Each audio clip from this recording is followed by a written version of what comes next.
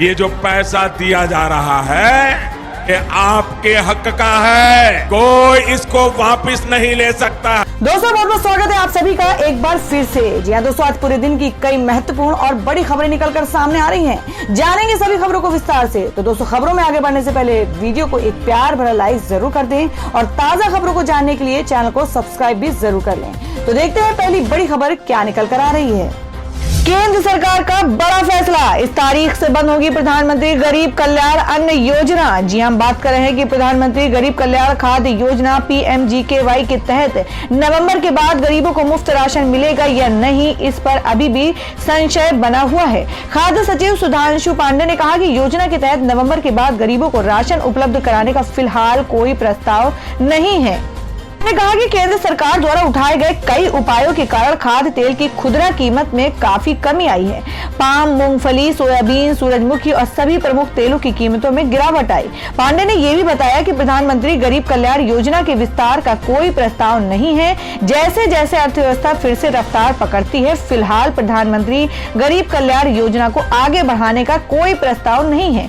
पांडे ने कहा कि क्योंकि अर्थव्यवस्था में भी सुधार हो रहा है और उनकी खुली बाजार बिक्री योजना के तहत खाद्यान्न का निपटान भी इस साल काफी अच्छा रहा है। प्रधानमंत्री गरीब कल्याण खाद्य योजना की घोषणा मार्च 2020 में की गई थी और इस योजना का उद्देश्य कोरोना महामारी के कारण उत्पन्न कठिनाइयों को दूर करना है और शुरुआत में ये योजना अप्रैल-जून 2020 की अवधि के लिए शुरू की गई थी, लेकिन बाद में इसे बढ़ाकर 30 नवंबर कर दिया गया। पीएम मोदी ने घोषणा की इस योजना के तहत गरीबों को 5 किलो प्रति व्यक्ति की दर से मुफ्त अनाज मिलता है। प्रधानमंत्री गरीब कल्याण योजना का लाभ उठाने के लिए आपके पास राशन कार्ड होना चाहिए। राशन कार्ड में पंजीकृत लोगों की संख्या के अनुसार सभी को 5 किलो अनाज उपलब्ध कराया जाता है। सरकारी किराना दुकान जहां से आपको अपना अनाज मिलता है, प्रधानमंत्री गरीब कल्याण योजना के तहत उपलब्ध अनाज भी वहीं से मिलेगा।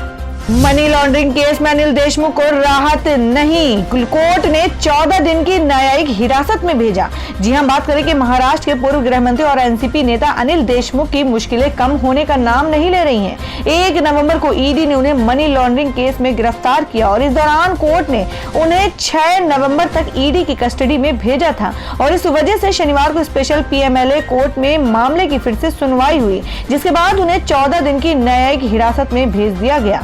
दरअसल 25 फरवरी को मुकेश अंबानी के घर एंटीलिया के बाहर विस्फोट से लदी गाड़ी मिली। इसके बाद मामले में मुंबई पुलिस के अधिकारी सचिन वाजे को गिरफ्तार किया गया।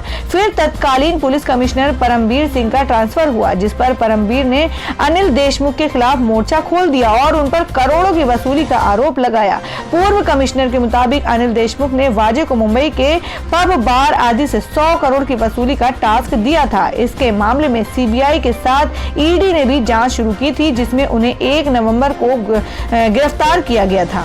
जी आपको बता दें कि वहीं दूसरी ओर देशमुख की गिरफ्तारी के बाद किरीट सौम्या ने ट्वीट कर कहा है कि पूर्व गृह मंत्री अनिल देशमुख गिरफ्तार हो चुके हैं। अब अन्य नेताओं की भी बारी है। उनके बेटे, दामाद, साझेदार अनिल देशमुख गिरफ्तार हो चुके हैं और अब अन्य नेताओं की भी बारी है। उनके बेटे, दामाद, साझेदार अनिल पारब समेत शिवसेना और एनसीपी के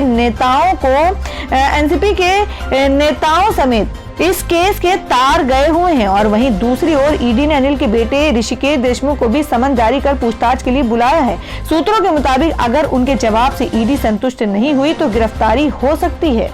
दिल्ली में मई 2022 तक मिलेगा मुफ्त राशन, केजरीवाल सरकार ने 6 महीने के लिए बढ़ाई योजना। जी हम बात करें कि दिल्ली वालों के लिए बड़ी राहत भरी फैसले को लेते हुए मुख्यमंत्री अरविंद केजरीवाल ने शनिवार को मुफ्त राशन देने की अपनी योजना को 6 महीने के लिए और बढ़ा दिया है। घोषणा के मुताबिक अब मई 2022 तक दिल्ली में मुफ्त राशन दिया जाएगा। मुख्यमंत्री अरविंद केजरीवाल ने शनिवार को कहा कि उनकी सरकार राष्ट्रीय राजधानी में मुफ्त राशन वितरण योजना को 6 महीने के लिए बढ़ा रही है। और वहीं दिल्ली सरकार ये फैसला केंद्र के ऐलान के एक दिन बाद आया है, जिसमें कहा गया है कि प्रधानमंत्री गरीब कल्याण अन्न योजना PMGKY के तहत मुफ्त खाद्यान्न की आपूर्ति बढ़ाने का कोई प्रस्ताव नहीं है। जी आपको बता दें गौरतलब है कि शुक्रवार को खाद्य सचिव सुधांशु पांडे ने बताया कि OMSS नीति के तहत खुले बाजार में खाद्यान्न के अच्छे निपटान और अर्थव्यवस्था में सुधार को देखते हुए केंद्र के पास प्रधानमंत्री गरीब कल्याण योजना के माध्यम से मुफ्त राशन वितरण को 30 नवंबर से आगे बढ़ाने का कोई प्रस्ताव नहीं है। चूंकि अर्थव्यवस्था भी फिर से पटरी पर आ रही है और हमारी OMSS open market sale scheme खाद्यान्न का निपटान भी इस वर्ष असाधारण रूप से अच्छा रहा है, इसलिए PMGKY का विस्तार करने का कोई प्रस्ताव नहीं है। केंद्र के इस फैसले पर प्रतिक्रिया देते हुए CM केजरीवाल ने मोदी से फ्री राशन योजना को और आगे बढ़ाने का आग्रह किया है। और आपको बता दें कि साथ ही दिल्ली वालों के लिए बड़ा ऐलान किया। CM अरविंद केजरीवाल ने PM नरेंद्र मोदी को पत्र लिखकर केंद्र की मुफ्त राशन योजना को 6 महीने के लिए बढ़ाने का अनुरोध भी किया है।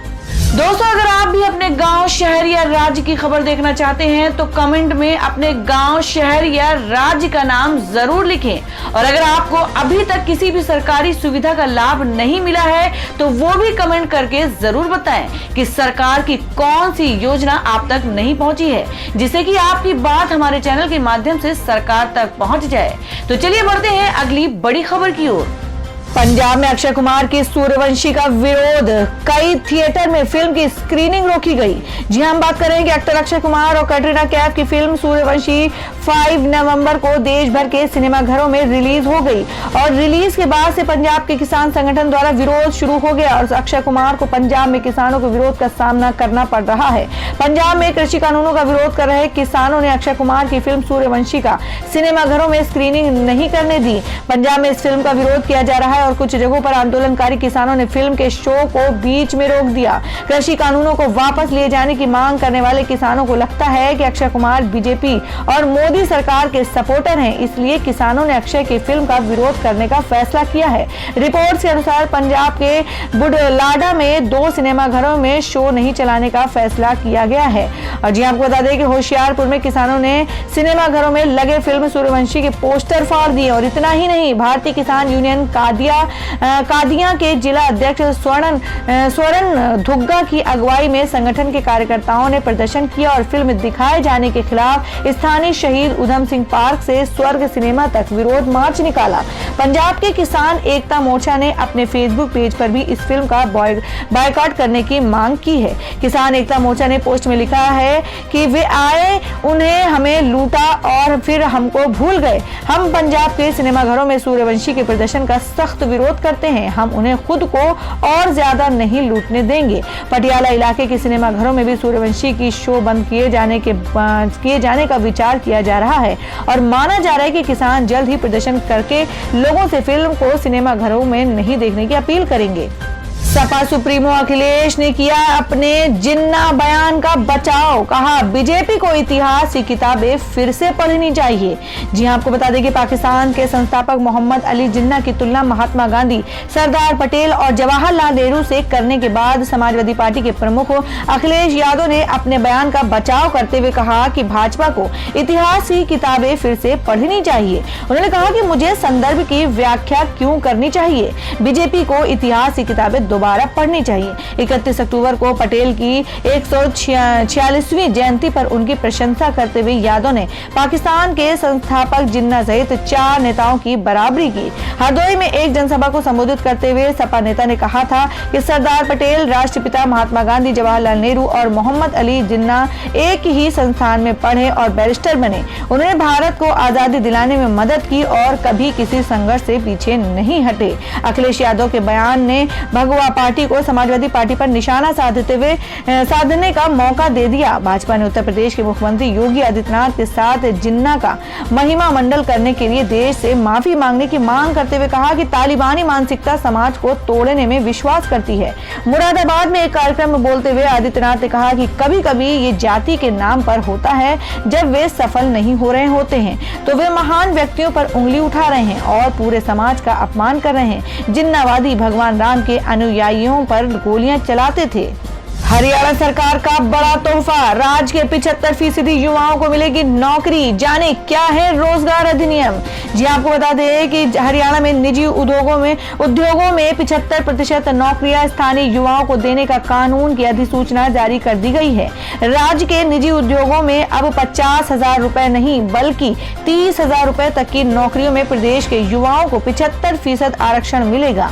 इसे राज्यपाल की ओर से पहले ही मंजूरी मिल चुकी थी, लेकिन ऐलानाबाद उपचुनाव में आचार संहिता लागू होने के बाद इसे रोक दिया गया था। उप मुख्यमंत्री दुष्यंत चौटाला ने बताया कि आचार संहिता खत्म होने के बाद राज्य सरकार ने 75% स्थानीय आरक्षण की अधिसूचना जारी कर दी है। हरियाणा राज्य स्थानीय उम्मीदवारों को रोजगार अधिनियम 2020 के तहत 15 जनवरी 2022 से इस कानून को पालन किया जाएगा और इस नियम के तहत विभिन्न कंपनियों, समाजों, ट्रस्टों और फर्मों में स्थानीय उम्मीदवारों के लिए 75% नई नौकरियों के आरक्षण का प्रावधान रखा गया है। सरकार के इस फैसले के बाद प्रदेश के हजारों युवाओं को बड़ी राहत मिली है। सरकार नए साल में इस अधिनियम को लागू भी कर देगी। बता दें कि सरकार ने पहले ये योजना सिर्फ 50,000 तक के वेतनमान वाले पदों पर यह व्यवस्था लागू करने की व्यवस्था की थी, लेकिन बाद में इसे बदलकर 30,000 रुपए के वेतनमान तक के पदों के लिए कर दिया गया। पाकिस्तान में जनता बेहाल, पेट्रोल से महंगी बिक रही चीनी, खोखले निकले इमरान के वादे। जी हां, आपको बता दें कि इमरान खान नया पाकिस्तान लाने का वादा करके सत्ता में आए थे, लेकिन अब 3 साल में ही ये हाल हो गया है कि पुराना पाकिस्तान ही मिल जाए। जनता इसकी दुआ करने लगी है। पाकिस्तान में महंगाई का ये आलम है कि खाने पीने की चीजों के दाम आसमान छू रहे हैं। पाकिस्तान में पेट्रोल की कीमतें तो हवा में बात कर रही हैं, लेकिन आप ये जानकर हैरान रह जाएंगे कि चीनी खरीदना तो पेट्रोल खरीदने से भी मुश्किल हो गया है। पाकिस्तान के न्यूज चैनल जियो न्यूज के मुताबिक देश में आवश्यक वस्तुओं की कीमतों पर काबू पाने के लिए काम करने के लिए सरकार के आश्वासन के बावजूद पाकिस्तान के कई शहरों में चीनी 150 रुपए प्रति किलोग्राम तक बिक रही है और वहीं पाकिस्तान में पेट्रोल वर्तमान में 138.30 रुपए प्रति लीटर पर बेचा जा रहा है। पाकिस्तान के खैबर पख्तूनख्वा प्रांत के पेशावर शहर में पिछले 24 घंटे में चीनी की थोक कीमत 8 रुपए प्रति किलोग्राम बढ़ गई। आपको बता, जियो न्यूज से बात करते हुए चीनी डीलर्स एसोसिएशन के अध्यक्ष ने मौजूदा सरकार की नीतियों पर नाराजगी जताते हुए कहा कि चीनी 140 रुपए प्रति किलो के थोक भाव पर बिक रही है, जबकि खुदरा कीमत 145 रुपए में बढ़कर 150 रुपए प्रति किलोग्राम हो गई है।